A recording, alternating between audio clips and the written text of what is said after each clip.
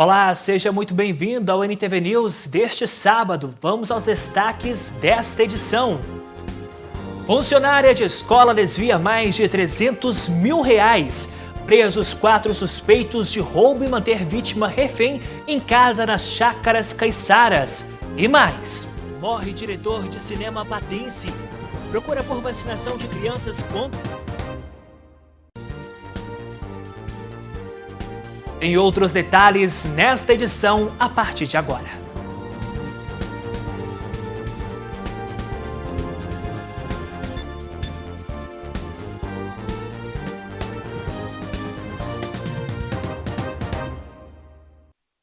Boa noite. Nós abrimos esta edição te mostrando que um homem de 62 anos de idade morreu após se acidentar na Avenida Marabá. Um grave acidente foi registrado na tarde desse sábado aqui na Avenida Marabá. O condutor veio se chocar com uma palmeira, foi socorrido, mas veio a óbito. Comigo aqui o Tenente Marinho, ele tem mais informações. Tenente, vocês foram acionados primeiramente para atender a ocorrência dessa batida. Chegando aqui, constataram que ele teria vindo a óbito. Sim, nós chegamos no local, nos deparamos aí com esse veículo chocado contra a árvore que é existente aqui no canteiro central da Marabá.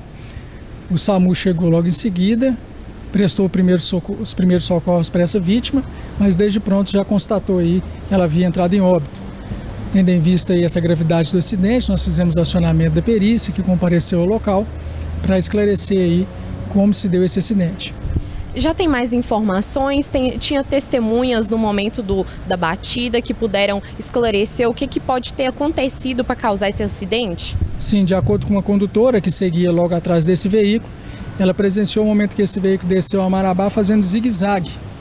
E numa dessas manobras, ele perdeu o controle direcional e se chocou contra essa árvore. As imagens são do Diego Braga, Andressa Souza, para o jornalismo da NTV. A Polícia Militar foi acionada para comparecer na Escola Estadual Américo Alves, em Lagamar, onde, em contato com os solicitantes, diretora e vice-diretor do educandário, foram informados que uma funcionária concursada com a função de ATB financeira, ao assumir a direção da escola para facilitar e dar mais agilidade aos processos licitatórios e os respectivos pagamentos feitos aos fornecedores pelo Caixa Escolar, passou de boa fé a senha do operador financeiro. Desde 2016, a autora, utilizando de artifício que teria rasurado o cheque, pede à solicitante para assinar um segundo cheque para que consiga realizar pagamentos. Contudo, ao fazer a auditoria no sistema do operador financeiro do Caixa Escolar, constatou um total de 6 cheques, com valor entre R$ 2.500 e R$ 5.500 que foram nominados pela própria autora e depositado em suas contas. A diretora constatou que a autora, utilizando a senha do operador financeiro, realizou de 2016 até 2022 várias transferências bancárias, retirando dinheiro das diversas contas do Caixa Escolar, tendo como beneficiária final dos valores suas próprias contas. O somatório dos valores após as auditorias chega ao valor de R$ 322.567,82. A última transferência bancária se deu no dia 29 de agosto deste ano, no valor de R$ 10 mil.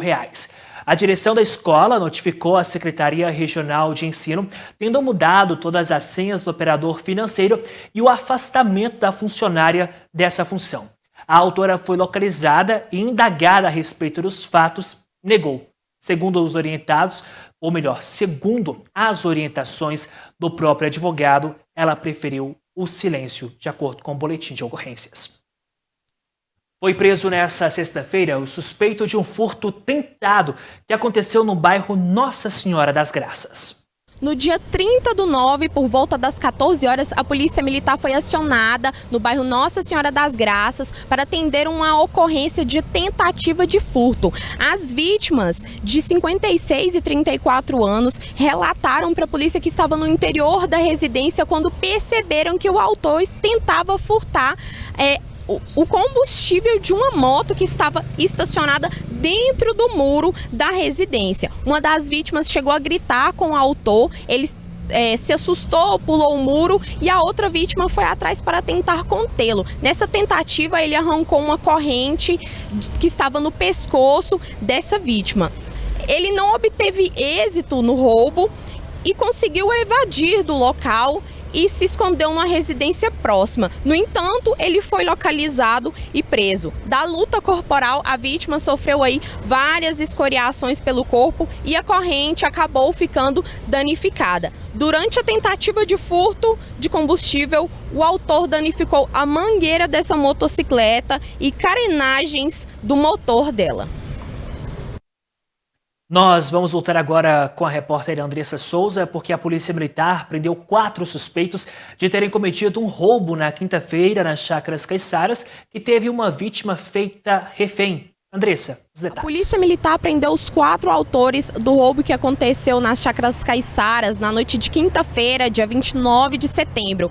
Um dos autores já havia trabalhado no imóvel e planejou toda a ação e convidou outros 3 infratores, para participar com ele. A intenção deles era roubar itens de valor, uma quantidade em dinheiro e joias.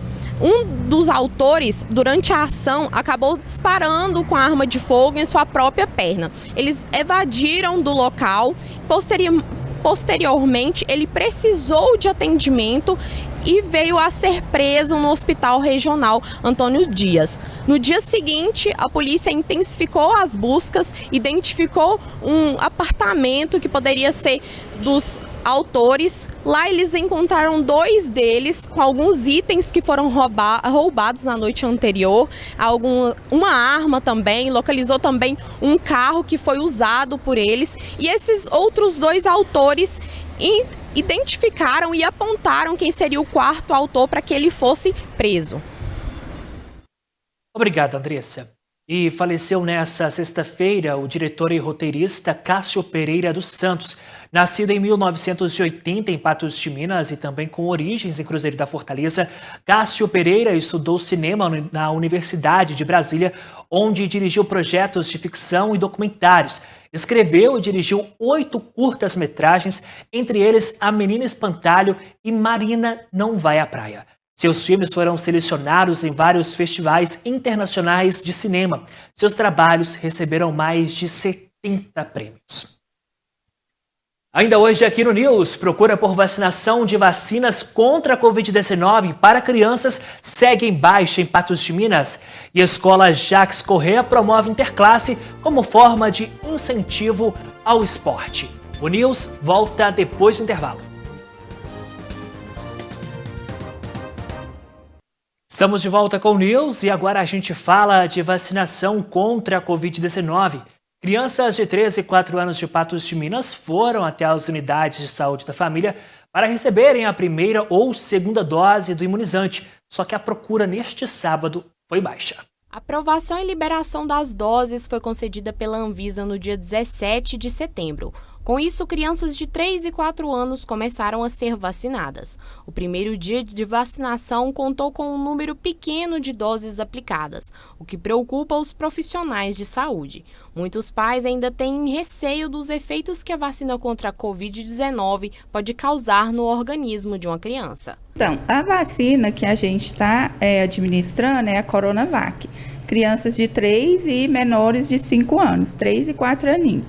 Ela não costuma ter muita reação, é uma vacina tranquila. A restrição é mais se a criança estiver apresentando febre, não é aconselhável tomar. Então, a melhor maneira de prevenir a doença é a vacinação. É através da vacinação que vai diminuir os casos de Covid. A vacinação é de extrema importância. Por isso fica o convite para que os pais levem seus filhos até o posto de saúde do seu bairro para tomar a primeira dose. A luta contra a Covid-19 continua. Começou hoje, no sábado, vão ser 4 sábados. Todos esses 4 sábados vai estar vacinando as vacinas de Covid e de rotina também para criança que tiver com vacina atrasada. Então é de grande importância a vacinação contra a Covid para a doença não voltar. Se vacinar é fundamental, né? E olha, em um momento onde o incentivo ao esporte é escasso, a Escola Jacques Correa da Costa incentiva seus alunos por meio do torneio de interclasse. Com direito a medalhas e muita euforia, a final do torneio interclasse da Escola Municipal Prefeito Jacques Corrêa da Costa será marcante para muitos alunos. É legal para distrair e divertir um pouco para quem está com a cabeça cheia. Fechar a escola com chave de ouro, né? Mostrar para que veio, para mostrar o talento, e é isso, sempre fechar os estudos com chave de ouro. Gabriel Oliveira faz parte do time de futsal masculino que venceu a competição. Em 2019 ele também participou do interclasse, mas na ocasião ficou com a medalha de prata. Foi muito importante, muita atenção, torcida ilustre, fazendo muita festa. Se não fosse essa torcida, certeza que não ganharíamos. Foi muito intensa, o time jogou muito junto, sempre uma unidade completa, certa e unida. E com certeza sem Deus não conseguiríamos ganhar essa medalha, esse título. Nós estamos super felizes com a participação dos alunos depois de 2 anos de pandemia. Conseguimos resgatar o espírito esportivo, a socialização, as torcidas, eles estão animadíssimos e nós mais empolgados ainda de ver o resultado do nosso trabalho, né, desse resgate mesmo do espírito esportivo. A professora de Educação Física, Fabiana Pimentel, conta que o preparo para a interclasse foi essencial para o sucesso do evento. Nós trabalhamos em nossas aulas toda a integração, não só o esporte competitivo, né, de forma cooperativa e recreativa para sair esse resultado que nós estamos vendo aí agora. O interclasse teve início na última segunda-feira e ocorreu durante toda a semana. A mobilização esportiva rendeu uniformes e até torcidas organizadas. A turma, quando a escola avisou que ia ter interclasse, a turma ficou muito feliz. Nós começamos a preparar camisa, começou a preparar a torcida, fez cartaz, fez banner com a nossa logo. Eduardo Martins é da turma do 9º ano e participou do interclasse jogando queimada mista e futsal masculino. Eu acho que, todo mundo ficou feliz, porque depois de 2 anos de pandemia, todo mundo se reunindo em comunhão, torcendo pro time, tendo aquele calor humano perto, todo mundo fica mais feliz e o coração aquece. E antecipando o Dia das Crianças, um grupo de pessoas promoveu em Lagoa Formosa, neste sábado, uma manhã especial para os pequenos. A ação voluntária arrecadou mais de 600 brinquedos que foram sorteados para as crianças que foram se divertir no evento. O comércio local colaborou com doações para tornar o Dia das Crianças mais divertido, com pipoca, sorvete, algodão doce, além de disponibilizar um parquinho com pula-pula, escorregador e piscina de bolinhas. Tudo começou com a ideia de uma dupla de amigos. Nós teve uma ideia, eu mais um amigo meu, Kleber Roberto, né, de fazer um encontro das crianças na porta do comércio, sem fins lucrativos. E eu fui pedindo um amigo meu, pedindo outro amigo, outro e outro, e graças a Deus a gente conseguiu arrecadar esses brinquedos que estão aí. Os brinquedos do parque são várias coisas que a gente conseguiu através de nossos amigos, são várias pessoas que ajudaram o evento. Jovens voluntários que fazem parte do Interact ajudaram a organizar a estrutura, no sorteio e na distribuição dos brinquedos. A gente veio fazer uma parceria, né, nesse projeto tão grande, tão bom que está sendo. Ajudar nos brinquedos, ajudar na entrega dos outros brinquedos, nos pula-pulas. É sempre muito bom o Interact estar participando desses eventos. E é muito gratificante também, todo mundo gosta, todo mundo adora cuidar e brincar das crianças, a gente gosta muito. Os pequenos também puderam lanchar entre uma brincadeira e outra. As meninas da cozinha trabalharam bastante, foram preparados, montados e distribuídos mais de 1000 lanches. Foi bastante, viu? Muito lanche, né? Separou, viu? Pipoca, algodão doce, pão com molho, foi muita coisa. E tudo doação do comércio local, Tânia? Tudo doação, todos os amigos que ajudaram. E aí deu para alimentar muita gente, vocês ficaram felizes com o resultado, com a adesão das pessoas aqui de Lagoa Formosa? Graças a Deus, deu para todo mundo comer, vocês estão muito satisfeitos. E ainda sobrou, Tânia? Sobrou muita coisa ainda, para vocês verem, pão, tem pipoca, muita coisa. A organização do evento ficou surpresa com a participação da população e principalmente das crianças, que não perderam a oportunidade de se divertir. Eu fiquei muito satisfeito da cidade de Lagoa Formosa, né, abraçar esse evento. São vários empresários que me ajudaram, que eu não vou citar nome, várias empresas. Eu estou muito satisfeito, graças a Deus está 100% organizado. Depois do intervalo, o Mega Sena paga prêmio estimado em 300 milhões de reais. E produtores rurais têm saldo positivo com chuvas dos últimos dias. São 19 horas e 19 minutos. Nós voltamos já. De volta com o News e o concurso 2525 da Mega Sena, que será sorteado hoje à noite, pagará o prêmio de 300 milhões de reais a quem acertar as 6 dezenas. O sorteio acontece daqui a pouco, às 8 horas da noite. Ninguém acertou as 6 dezenas no último concurso, na quarta-feira, e o prêmio ficou acumulado. Nesse dia, então, os números sorteados foram 3, 20, 22, 37, 41 e 43.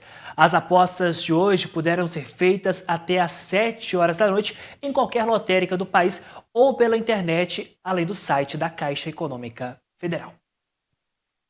Bom, gente, a inflação vem dando sinais de queda, mas no caso dos hortifrutis, o consumidor ainda precisa fazer muita pesquisa. Esse foi o caso da batata. O preço do quilo subiu 39,5%. Já o quilo da banana caturra subiu mais de 30%. O pimentão também ficou 23% mais caro. Cebola e quiabo também subiram de preço. Alguns produtos caíram de preço, como o tomate, que ficou 12,3% mais barato, e o chuchu, menos 11,7% em um mês. Outra constatação da pesquisa realizada pelo site Mercado Mineiro foi que a variação de preços é muito grande na capital mineira. Uma compra pode variar mais de 200% entre um sacolão e outro. Alguns produtos chegam a custar até 3 vezes mais, dependendo da região da cidade. Há alguns produtos que chamam a atenção. É o caso da mexerica, que pode variar mais de 500% entre um sacolão e outro. Não dá para dizer que o local mais caro sempre tem a qualidade melhor em todos os itens. O produto é in natura, então cabe aí o consumidor estar avaliando também, desde o mais barato como no mais caro, sobre a qualidade que lhe atende. Inclusive, na hora de comprar, tem que também mensurar a quantidade, porque é um produto que se perde muito, tanto nas prateleiras dos estabelecimentos, como também pode perder na nossa casa. Então, por isso que comprar, mesmo quando estiver mais barato, é comprar a quantidade que vai ser consumida. Além de optar por produtos que estão na safra. Normalmente, eles são mais baratos e têm melhor qualidade. Embora, nessa pesquisa, a gente notou que os produtos subiram bem mais do que caíram. O levantamento consultou preços em 20 sacolões. A pesquisa foi realizada entre os dias 20 e 23 de setembro. E olha, as chuvas dos últimos dias foram positivas para os produtores rurais de Patos de Minas. Os produtores rurais já conseguiram reparar as mudanças em suas hortas com a chegada das primeiras chuvas, mas ainda aguardam as próximas para que o resultado seja maior. Lá é gratificante. As plantas ficam todas mais bonitas, é bem melhor. Nossa, sem chuva a gente não tem como viver, não. É uma coisa muito legal que foi essa chegada dessa chuva agora, porque a gente estava sofrendo muito com a seca, né? Então já ajudou bastante, mas está muito pertinho, não dá pra gente ver direitinho ainda. Mas já ajudou, que diminuiu a irrigação, então as plantas já agradeceu bastante a chegada da chuva. Então a gente tem uma esperança que ela vai seguir agora, para a gente ter uma sequência da chuva, para as verduras ficar melhor ainda do que está. O cliente é atraído pela beleza e qualidade das frutas, verduras e legumes, resultado da combinação perfeita entre o uso de adubos naturais, cuidado com a quantidade de água, exposição à quantidade certa de luz solar e a forma de colheita, que deve ser feita com delicadeza. Os produtos cultivados sem o uso de agrotóxico precisam de um cuidado maior e mais delicado. Qualquer gota de água vinda da natureza faz a diferença. Tudo sem agrotóxico, tudo natural, não colocamos só estercos, sabe? Não bate veneno, é tudo natural. É sempre a esperança sempre da chuvinha, a esperança sempre dela vir, porque as plantas é outra coisa quando vem a chuva. Tem que estar muito, muito bonito para você chegar aqui e passar para o nosso consumidor uma coisa mais legal, mais bonita. Porque hoje o nosso cliente compra com os olhos. Se bater o olho aqui, tá bonito, leva sim. Se tiver feio, eles não levam. E é verdade, né? São agora 7 horas da noite e 28 minutos. A seguir você vai ver que crescem mais de 60% crimes de ódio na internet e a importância da escolha correta dos novos representantes eleitorais. Vamos aos fatos que marcaram esta semana. Informação de familiares quanto aos locais que seus familiares foram enterrados no cemitério Santa Cruz, em Patos de Minas.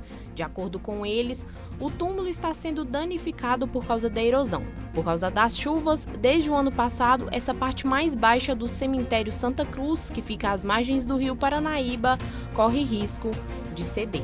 Já na terça-feira, Patos de Minas teve o sortudo que acertou 5 números da Mega Sena e levou para casa, juntamente com outros 293 brasileiros, uma bolada de quase R$45 mil.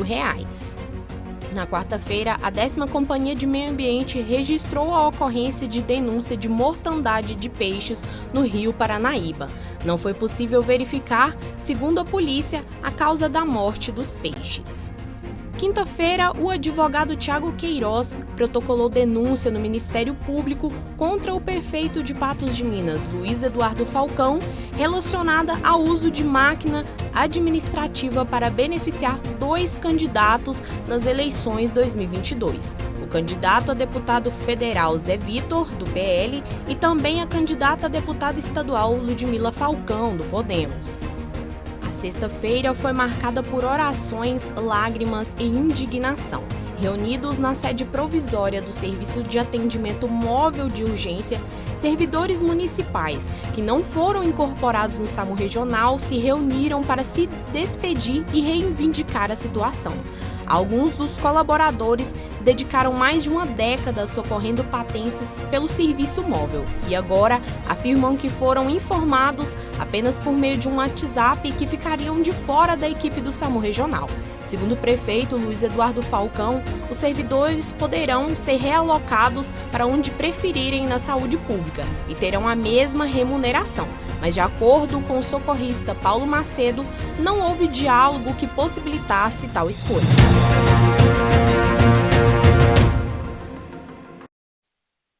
E agora aqui no News, a gente fala de eleições.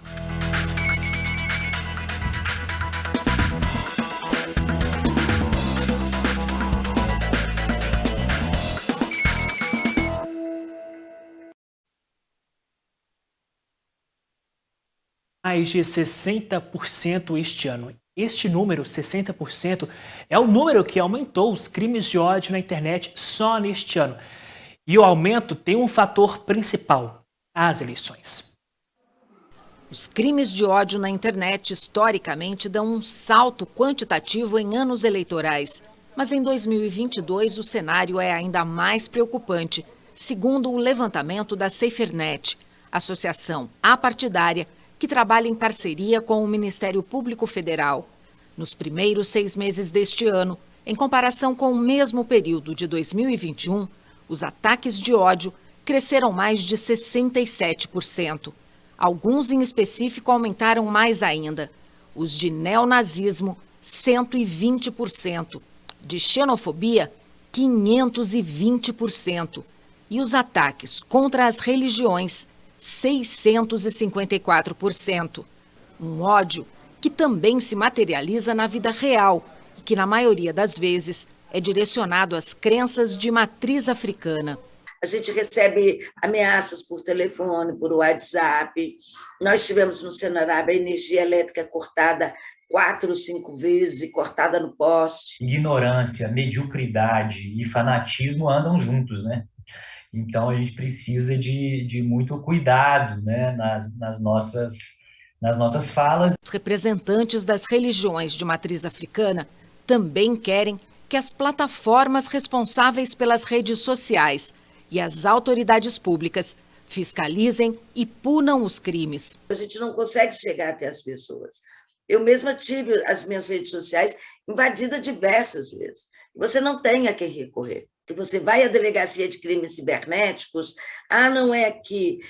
Então você fica meio que na mão dessas pessoas. Legislação a gente tem, o que talvez falte é uma aplicação mais adequada dessa legislação. As autoridades precisam ter uma resposta mais célere para esse tipo de denúncia. Então a justiça nem sempre responde de uma maneira célere e ágil para crimes que a gente sabe que são crimes que na internet tem outro tipo de impacto, né? É muito maior o alcance. A SaferNet recebe e encaminha para o Ministério Público todas as denúncias de crimes de ódio na internet.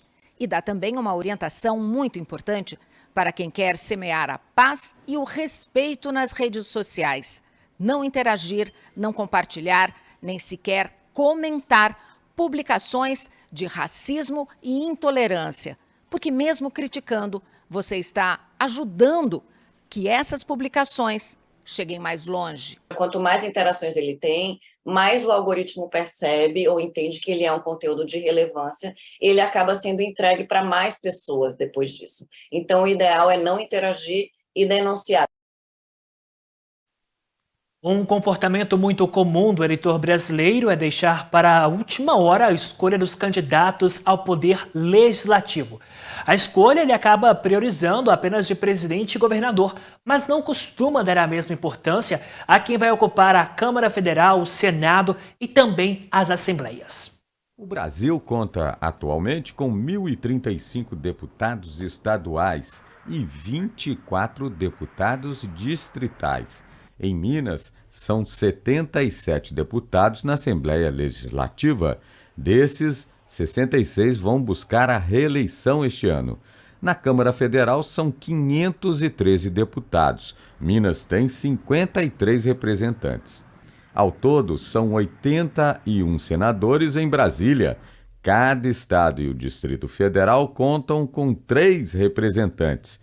Este ano será eleito um senador para cada unidade da federação, que vai ter o seu mandato por 8 anos. Quando você tem a representação do Senado, você dá o mesmo número de representantes para cada estado, fica mais fácil para os estados negociarem os seus interesses junto ao poder central.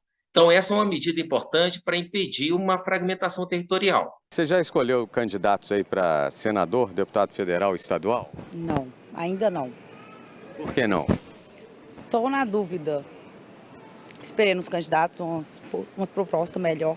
E de acordo com uma pesquisa feita pela Unicamp no ESEB, o Estudo Eleitoral Brasileiro, que analisa o comportamento do eleitorado, de 7 em cada 10 eleitores deixam para escolher os candidatos a cargos do Legislativo nas últimas horas, faltando poucos dias para as eleições. Como a maioria dos eleitores não sabe em quem votar, ele escolhe só 10 dias antes. E quando ele escolhe, ele começa a escolher 10 dias antes do pleito, ele primeiro, segundo o ESEB, procura a família. Se a família não sabe em quem indicar, procura amigo. Se não sabe, aí vem o terceiro fator que me parece o mais preocupante de todos.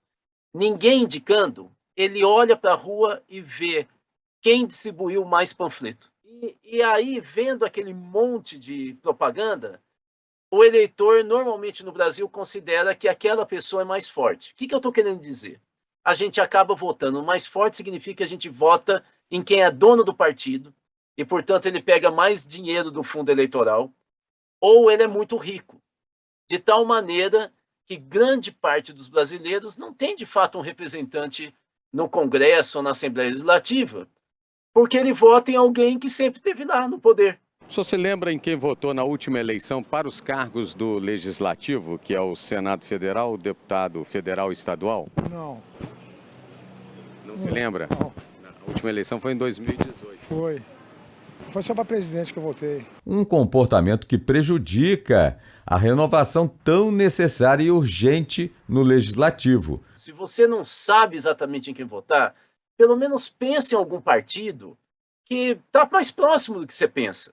Mas não anule o voto, não vote em branco, porque você está se anulando como cidadão e você, se você não concorda com a política como está, no geral, não estou falando um governo ou outro, você vai estar contribuindo para você ficar ainda mais irritado no próximo ano, depois que eles tomarem posse, porque eles vão continuar sendo eleitos. Ajude, portanto, a eleger alguém que pensa como você, que de alguma maneira está mais próximo daquilo que você gostaria que fosse a política brasileira. É verdade, né? Não dá para desperdiçar voto. E uma estratégia utilizada na campanha eleitoral este ano é o chamado voto útil, uma prática que pode ser determinante no resultado das eleições deste domingo. Na reta final da eleição, você deve ter ouvido falar muito sobre voto útil. Isso ocorre quando um eleitor vota em um candidato que não é necessariamente a sua primeira opção e faz isso para contribuir com o resultado do pleito. É legítimo e faz parte do jogo político. O voto útil é uma opção do eleitor, porque o primeiro turno, ele pode, uma eleição de 2 turnos, o eleitor pode votar no candidato que gostaria que vencesse a eleição e depois, no segundo turno, opta entre aqueles que passaram, de fato, pelo primeiro. Mas o eleitor também pode, na reta final, resolver terminar a eleição no primeiro turno. Né? Isso é uma opção que o eleitor faz. Então, é legítimo. Ele tanto pode votar no candidato que não tem chance, só para marcar sua posição, como ele pode já fazer o segundo turno no primeiro. Né? Aí ele vota, ele olha, o meu candidato não tem chance mesmo, então vamos resolver essa parada logo. Esse recurso também é conhecido como voto estratégico. Para que a eleição seja definida em primeiro turno, é preciso que um candidato tenha 50% dos votos válidos, mais um, totalizando a maioria dos eleitores. Por isso, cada voto conta. Nessa eleição, se vai ter ou não vai ter segundo turno, vai ser por muito pouco. Né? Vai ser por alguma coisa ali na vírgula. Né? Então, essa decisão é importante. O que está acontecendo, mais visível, é uma campanha do voto útil do Lula. Mas ela pode acontecer por outro lado também. Eu insisto, isso é uma opção do eleitor. O voto útil pode ser usado tanto para um cargo no Legislativo quanto para o Executivo. E ocorre também quando há uma alta rejeição do eleitor a um candidato que tem chances de ganhar. Nesse caso, ele deixa de votar em quem gostaria para votar no que tem mais condições de derrotar aquele que é rejeitado. Agora, uma coisa que registra, mostra um pouco que há uma campanha mais forte, é que o Bolsonaro não está conseguindo fazer essa campanha do voto útil. A gente só vê essa campanha do lado do Lula. Então, ele não está conseguindo pedir esse voto de outros candidatos. Ele não fez esse movimento. Pelo menos eu não percebi esse movimento. E agora há pouco, o Instituto Datafolha divulgou pesquisa. Segundo o Instituto, Luiz Inácio Lula da Silva, do PT, chega ao primeiro turno da eleição geral que ocorre neste domingo com chance de vencer de forma direta a disputa. Ele tem 50% dos votos válidos ante 36% de seu principal rival, o presidente Jair Bolsonaro, do PL. Simone Tebet, do MDB, tem 6% contra 5% de Ciro Gomes, do PDT. A pesquisa tem margem de erro de 2 pontos para mais ou para menos. Foram ouvidas 12.800 pessoas em 310 cidades. O levantamento tem registro BR 00245 de 2022 no Tribunal Superior Eleitoral e foi contratado pela Folha e pela TV Globo. Ainda segundo a pesquisa Datafolha, divulgada nesta tarde para governador de Minas Gerais, o candidato à reeleição, Romeu Zema, do Novo, aparece com 56% dos votos válidos. O segundo colocado, Alexandre Calil, tem 35%. Carlos Viana, do PL, o terceiro colocado, chegou a 5%. O Datafolha entrevistou 2.650 pessoas entre a sexta-feira, dia 30, e este sábado, dia 1º. A margem de erro é de 2 pontos percentuais para mais ou para menos, e o nível de confiança é de 95%. Essa pesquisa também foi contratada pela Folha e pela TV Globo e foi registrada na Justiça Eleitoral sob o protocolo MG 04343-2022. No último bloco do NTV News, candidaturas femininas batem recorde nestas eleições e eleitores poderão levar colinha na hora da votação. Nós voltamos já. Estamos de volta com o NTV News e a gente continua falando de eleições.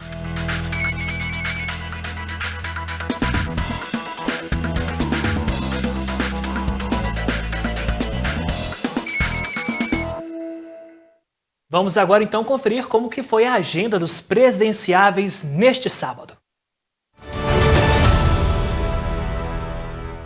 O candidato do PT, Luiz Inácio Lula da Silva, às 10 horas da manhã, fez caminhada em São Paulo.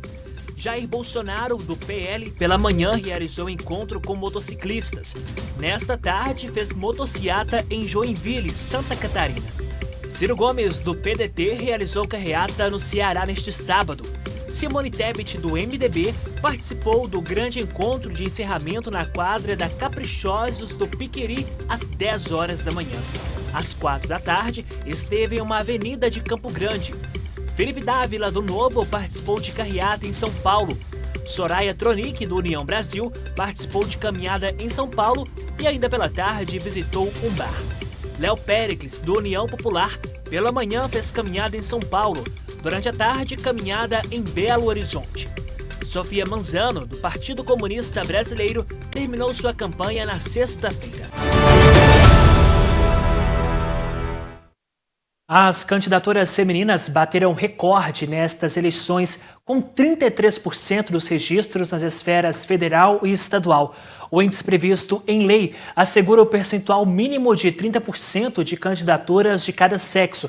Mas, embora seja a eleição com maior número de candidaturas, as mulheres ainda são minoria no processo eleitoral do Brasil. As mulheres representam 53% do eleitorado do país, o que corresponde a 82 milhões de votantes. Apesar disso, elas ocupam apenas 17% das cadeiras no Senado e 15% na Câmara dos Deputados. Marlise realiza pesquisa sobre o assunto há 18 anos e tem algumas convicções. A primeira delas é de que os partidos não têm interesse em aumentar a presença feminina na política. A responsabilidade disso é dos partidos políticos que são geridos, conduzidos por homens que querem preservar o mandato branco masculino do poder. Simplificando a ópera, existem outros fatores que determinam essa exclusão política, mas hoje eu te diria com muita tranquilidade que os partidos políticos têm feito obstáculo à elegibilidade e ao sucesso eleitoral das mulheres. O princípio da democracia é o pluralismo, a diversidade, mas os números contrapõem esse conceito. Segundo o TSE, apesar de representarem 28% da população, as mulheres negras não ocupam sequer 5% das cadeiras nos parlamentos. Sem força para mudança, as regras excludentes se perpetuam. Nós estamos falando que existem mulheres, mas que elas têm muito pouca capacidade de mobilizar a opinião dos colegas, dos pares, para mostrar a visão das mulheres, a perspectiva e a visão de mundo das mulheres sobre o que eles estão decidindo. Então, é muito grave que o Brasil pratique indicadores de representação política que deixam o Brasil, dentro das Américas, à frente exclusiva do Belize e do Haiti. Todos os demais países latino-americanos têm indicadores de representação acima do Brasil. Sem poder de decisão, as mulheres, mães e chefes de família interessadas na saúde, na educação, na assistência social, ficam à margem da sociedade. E isso tem impacto para todos. As pessoas que estão nos escutando quase sempre nem sabem desse grau de exclusão, de verdadeira exclusão política que as mulheres brasileiras estão submetidas. E quando elas entram no parlamento num percentual acima de 30 ou parecido com 30, elas começam a fazer diferença dentro da estrutura e a poder colocar suas pautas para serem discutidas a partir de um outro prisma, de uma outra visão de mundo. Isso o Brasil ainda não conquistou. Com a proibição do uso de celular na cabine no momento da votação, eleitores poderão levar a chamada cola eleitoral. No portal do Tribunal Superior Eleitoral, há uma cola para o eleitor imprimir e preencher com os números dos candidatos nos quais pretende votar. A Justiça Eleitoral incentiva os eleitores a levarem essa colinha eleitoral até para tornar mais rápida a digitação dos números na urna eletrônica e, consequentemente, contribuir para reduzir as filas de votação. O uso do celular durante a escolha dos candidatos nunca foi permitido. No entanto, neste ano, a novidade é que o celular vai precisar ser deixado com o mesário da sessão, mesmo que esteja desligado. Caso o eleitor se recusar a responder ou entregar o aparelho, não será autorizado a votar e a mesa receptora constará em ata os detalhes do ocorrido e acionará a força policial para que tome as providências necessárias, sem prejuízo de comunicação à juíza ou juiz eleitoral, assim decidiu a Corte Eleitoral. E este ano, gente, o eleitor vai ter mais tempo para revisar o voto na urna eletrônica. Mas você sabe a ordem em que você vai votar? Você já decidiu em quem você vai votar domingo? Já. Todos os candidatos? Todos. Você sabe o número de cabeça de todos ou você vai fazer uma colinha? Fazer uma colinha. E a ordem de votação, você sabe? Em quem votar primeiro, quem que vota primeiro, quem que vota depois? Não, ainda não. Ô André, você já decidiu em quem você vai votar domingo, todos os candidatos? Já.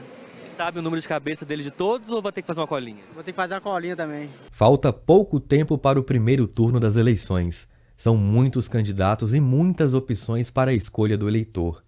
E é importante ficar ligado para não fazer confusão na hora de votar. São muitos candidatos mesmo, são 5 cargos que estão sendo disputados, né? E, como você falou, cada um deles com números diferentes. Vamos lá, deputado federal são 4 dígitos, deputado estadual 5 dígitos, senador 3 dígitos, governador e presidente 2 dígitos cada. Então é muito número para guardar na cabeça mesmo. Então o TRE sempre estimula, o próprio TSE sempre estimula o eleitor a levar a colinha, levar um papelzinho com a anotação daqueles cargos que ele já tem os candidatos escolhidos. O próprio TRE confecciona um modelinho de cola, né, dessa colinha, que pode ser buscada nos cartórios eleitorais. O mesmo eleitor pode fazer, pode anotar num papelzinho mesmo, não há restrição. Então, para ele levar para a cabina de votação, ele pode levar no papel anotado sem o menor problema. Essa colinha pode. Além da colinha de papel para quem precisar, o eleitor tem que levar um documento com foto para acessar a sessão eleitoral. Esse documento pode ser acessado pelo e-Título, um aplicativo de celular. Mas é importante lembrar, o celular não entra na cabine de votação. Ele tem que ficar com o mesário. Não dá para deixar a colinha no celular desse jeito, na seleção não. Tem que deixar a colinha mesmo, nesse caso tem que ser num papel, tem que levar anotado mesmo. É o dia da festa da democracia. Para que tudo dê certo, é importante se informar sobre o que pode e o que não pode na sessão eleitoral. O eleitor vai escolher seus representantes pelos próximos anos e é livre para demonstrar suas preferências, mas sem invadir o espaço dos outros. No dia da eleição, o eleitor é um dos principais atores do processo eleitoral. E ele tem a liberdade de manifestar individualmente e silenciosamente a preferência política dele. Então ele pode estar usando o adesivo de um candidato, ele pode estar com uma camisa que faça referência ao partido dele. Não há problema em relação a isso. Ele pode estar até com a bandeira enroladinha debaixo do braço do candidato de preferência dele. Não há problema. Que o respeito prevaleça, né? E amanhã, dia 2 de outubro, o Brasil vai realizar a maior eleição de sua história. O futuro do país vai depender do resultado das nossas escolhas. Por isso, temos o dever de analisar cada candidato, escolher bem e votar de forma consciente. Declaro promulgada o documento da liberdade, da dignidade, da democracia, da justiça social do Brasil. Todo o poder emana do povo, que o exerce por meio de representantes eleitos. O artigo 1º da Constituição Federal de 1988 resume em uma frase a importância das eleições. Temos nas mãos, como eleitores, um relevante instrumento de mudança política e social: o voto. A política serve principalmente para definir a qualidade de vida das pessoas e o acesso ao serviço público. Se a política vai bem, a economia vai bem, a vida das pessoas vai bem. Por isso, escolher bem um presidente, escolher bem um governador, escolher bem um senador, um deputado federal e um deputado estadual pode e fará diferença na vida das pessoas. No Brasil, as eleições ocorrem por meio de 2 sistemas: majoritário, aplicado aos cargos do poder executivo, presidente e governador, e também o senador, e o sistema proporcional, adotado para os cargos do poder legislativo, neste ano para deputado federal e estadual. Apesar de distintos, os cargos têm relação. Ninguém governa sozinho. Um presidente, um governador, não toma decisões sozinho. Ele pode até tomar decisões, mas elas têm que ser validadas por outro poder. E elas são validadas pelo legislativo. No caso do presidente, são os senadores e os deputados federais que validam ou que rejeitam esta decisão do presidente. No caso do governador, são os deputados estaduais que fazem isso. Assim, o eleitor precisa fazer suas escolhas de acordo com o grupo ideológico ou partido que se identifica, para que o presidente e o governador, cargos do executivo, tenham capacidade de governança e de aprovar projetos de interesse público que passam pelo legislativo. E tem 3 funções muito importantes. A primeira delas, e a mais importante, é a criação de leis. É de lá que emergem as leis mais importantes que irão reger o Estado e o país. A segunda função é a fiscalização. Não se pode dar todo o poder ao executivo, seja ele governado por quem for. E, por fim, um outro poder muito importante. Parlamentares destinam recursos. Através das emendas, eles implementam políticas públicas. Eles fazem intervenção na saúde, na educação, na segurança, nas estradas dos locais. Então é fundamental uma boa escolha também dos parlamentares, pois eles são peça-chave no xadrez do jogo político que vai administrar o país a partir de 2023. Agora há pouco nós mostramos a pesquisa Datafolha com os nomes dos candidatos a presidente da República. Agora há pouco também saiu a pesquisa do IPEC, onde mostra que Luiz Inácio Lula da Silva, do PT, tem 51% dos votos válidos, segundo o IPEC. Jair Messias Bolsonaro vem na sequência com 37%, Ciro Gomes tem 5% empatado com Simone Tebet e Felipe Dávila ocupa 1% das intenções de voto, segundo a última pesquisa IPEC, divulgada agora há pouco. O NTV News de hoje vai ficando por aqui. Muito obrigado ao você de casa pela sua companhia. Te lembrando que amanhã, às 4h, a NTV transmite os últimos momentos do primeiro turno das eleições 2022. E claro, a partir das 8h, os principais fatos que acontecerem com entradas ao vivo no jornalismo da NTV. Às 16h, até o final da apuração dos votos, você vai acompanhar aqui na NTV com Ludmila Bahia e Gui Boaventura e, claro, o time de jornalistas, técnicos, todos os profissionais desta casa. A gente se encontra amanhã. Obrigado pela companhia. Boa noite.